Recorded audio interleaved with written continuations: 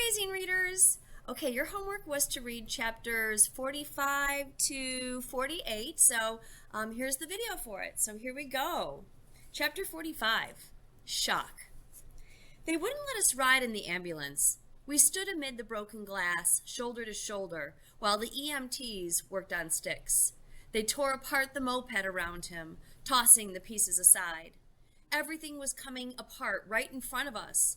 One piece landed at my feet. S375-681W. All twisted. The letters and numbers blurred. I picked it up anyway. Bobby Jean picked something up too. A backpack, now all rumpled and scraped. "It's his stuff," Bobby Jean said. "We'll keep it for him." The paramedics scooped Styx onto their bright yellow board, sliding him flat like a pancake. His eyes stayed closed. They covered his mouth with a mask to help him breathe. The door shut behind them, and the siren howled away. The garage door was open, with the car in the driveway. Mom was bent into the back seat, probably buckling Susie into place. "Mom! Mom!" Bobby Jean started shouting. We dropped our bikes on the lawn and rushed up to her, breathless. "Where have you been?" Mom demanded. Her head was still halfway in the car. "Mrs. Cormier said you didn't show up for chores this morning, and sneaking out the window." She spun out to face us, her fists on her hips. "I was very clear when I told you—" "Mom!" Bobby Jean continued. I was too shell-shocked to speak, still holding a piece of the grasshopper. Mom's face paled. Her cheeks slapped and her lips rounded. "No, Caleb, what happened?" Her hands were on me then, touching my face, lifting my shirt, squeezing my arms and stroking my belly and up to my chest. "Where are you hurt, honey? Tell me what happened." Everything felt confusing. The sky and the driveway and the house and the car and Susie gurgling and Mom's hands pressing me and my skin stung and I couldn't get the words out. Accident. Green. Styx. Twisted.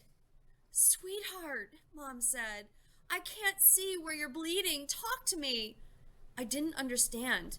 Could she see my heart bleeding? Bobby Jean found the words first. "Styx got run over by a truck." "What?" Mom gasped. "The ambulance came and he's not dead. They said we should meet him at the hospital. Riley." Mom's whole body shook, but she pulled herself together. "Okay, let's get you out of these clothes." She nudged my shoulder. "Caleb." When I didn't move, Mom unclipped my helmet and yanked my t-shirt over my head like I was Susie, right there in the driveway. But my head was spinning so hard I didn't even care. The shirt in her hand was covered in blood. "Please finish buckling her in," Mom told Bobby Jean. "We'll be right back." She herded me inside, straight into the bathroom. "What is this?" Mom held up the piece of the grasshopper. "Is it from the accident?" She tossed it into the tub. "Did you see him get hit?" she asked. "No, we came after." "Was he riding bikes with you?" "Moped." The moped I couldn't possibly explain. It was scary, I'm sure. Mom wiped me down with a warm cloth. I shivered anyway. "It's okay, baby." Mom wrapped her arms around me. "It's gonna be okay." She didn't know. She didn't see. It wasn't okay. Bobby Jean was the one who kept us cool. We got in the car and he told Mom the whole story, starting with how we went over to apologize to Styx after lunch. He slid that fib in there smooth. And how we found the DCS people and how Styx was upset. There was no way to avoid mentioning the moped, but Bobby Jean kept calling it a bike, so I suppose Mom could picture it however she wanted. I stared at my palm resting on my thigh. The pressure of Styx's hand in mine still hovered there, ghost-like. "He's dead," I whispered. "Styx is dead."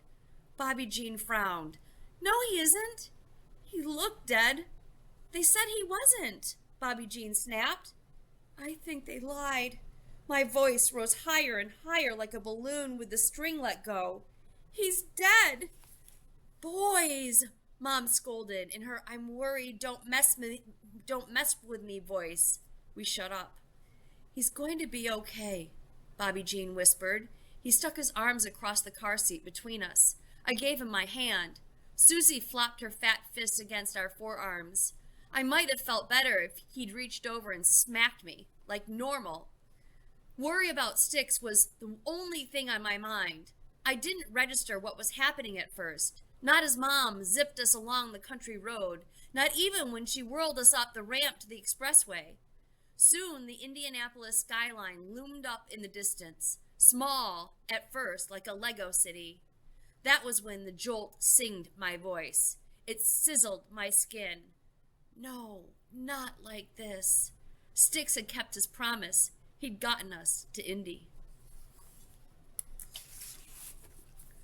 Chapter 46. Hospital Smell. We need to speak to his parent or guardian, the nurse said calmly. Tile underfoot, white all around. I don't have the direct number, Mom said. I can only tell you where they live. He has a driver's license, Bobby Jean said. It has to have his number on it. We had never called Styx. He was always just there, or else we knew where to look for him. Mom pushed her arm against Bobby Jean's chest, nudging him back, closing the circle between her and the nurse.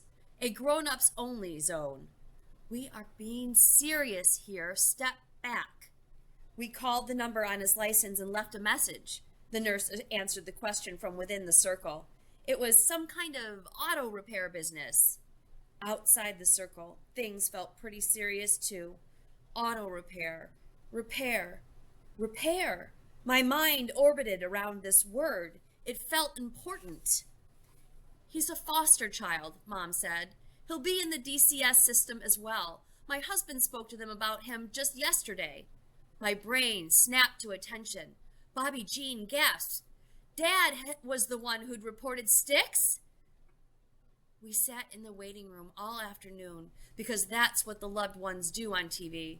And that's what they called them on TV, loved ones. Even though Styx Malone was convinced he had never been loved. I laid my head on my arms. The hospital had this smell, you know? A scent that made my nose feel full and my head feel light and achy. It made it hard to breathe. How were you supposed to heal in a place where it was hard to breathe? Bobby Jean put his hand on my back. It's okay, he said. Styx is going to be okay. We don't know that. My thick-throated words hung heavy in the air. There's no cause for pessimism, Bobby Jean said. I swear, sometimes it was like he'd inhaled essence of Dad and was breathing it back out. Like the opposite of talking goofy after sucking helium. Staying positive helps. Shut up, BG, I snapped. Stop calling me that. I lifted my head to look at him. What? How come you guys always call me that? You don't like it? I was stunned. Bobby Jean shrugged. Well, I don't mind it that much usually, but right now, he looked toward the scary tall doors of the ER. I wish I had a nickname. I fisted the tears off my cheeks. You don't need one, Bobby Jean said. My name is Ordinary. My name is Ordinary, Bobby Jean said. Everyone we know is named the same as me. It's not like we know any other Calebs, not even famous ones. I thought about that. Honeys, Mom said, we need to go home now. Susie fussed in her arms. We didn't get to see him, Bobby Jean said. We needed to see him. In my mind, all I saw was Styx twisted. They could keep telling us he was alive, but it wouldn't feel true until he was right in front of us, joking like usual. I wondered if they would let him have candy cigarettes in the hospital. Mom gripped Susie tighter, wrestling her out of an attempted swan dive. You won't get to see him today. We'll come back. But we couldn't. I could see it in her eyes. We can wait, Bobby Jean said. Mom shook her head. We'll come back, I promise. I sat up straighter. You promise? Mom sighed, looping Susie over her forearm. 5 more minutes, she said. I'll pull the car around right over there. She pointed to the circle drive under the ER portico, beyond the big sliding glass doors. When you see me, you come outside, okay? Our track record for obedience was not so great this week. We nodded anyway. Chapter 47. Mirage. I'm not getting in that car, I said. If the situation was reversed, Styx would stand by us. How could we abandon him? Bobby Jean shook his head. Yes, you are. I glared at him. The gulf between us had been growing all summer. A canyon. Me and Styx on one side, Bobby Jean on the other, with Dad and everything ordinary. We sat in silence, waiting to see what would happen. We had one eye on the ER doors and one eye watching for Mom. Mom took longer than 5 minutes, which turned out to make all the difference. Mr. Pike rushed in through the sliding doors. He recognized us and came right over. Caleb and Bobby Jean, he said. I get that right? Yes, sir. We stood up and shook his hand. How's he doing? He asked. Well, we don't really know much, I said.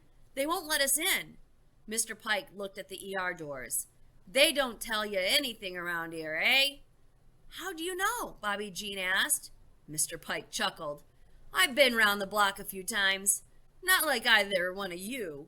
He tapped me gently on the shoulder. It was interesting.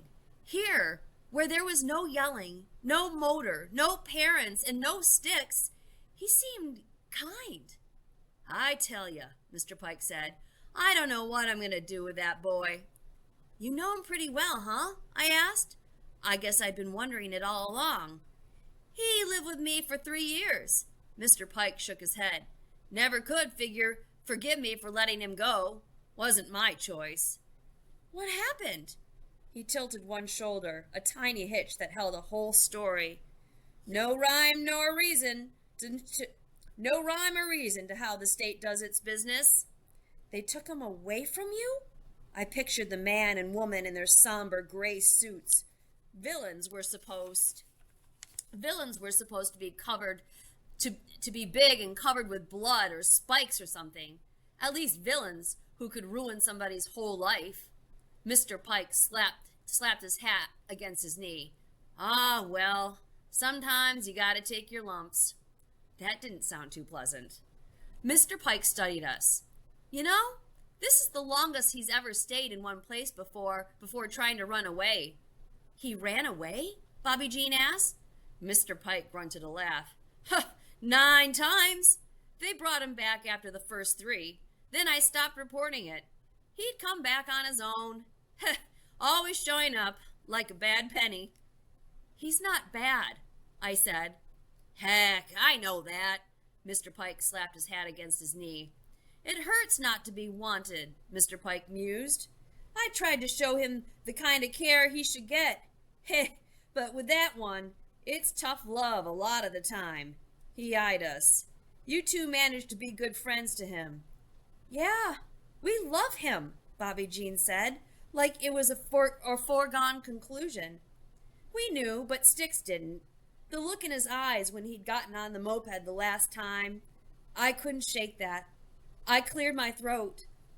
We had made a deal with Styx, after all, about making things right. We still owe you a motor, I guess. Nah, Mr. Pike smiled sadly. I'd have given him the doggone thing if he would have knocked on the door and asked. Mr. Pike went to try to get info from the nurse. Mom pulled up. She stood outside the glass doors, waving at us to come outside. The moment of truth. Was I going to make my stand? I planted my feet. I listened to my belly. I was a tree, a rock, a mountain. I would not be moved from this spot until I knew Styx Malone was all right. Not until they let us see him. Across the room, through the glass, Mom's expression shifted. She was looking at me, and I could tell she knew what was about to happen. Bobby Jean tapped my shoulder. No, I said. He tapped harder and pointed. His face said, look, so I did. Lo and behold, who should come strolling down the hall? None other than Styx Malone. Yay!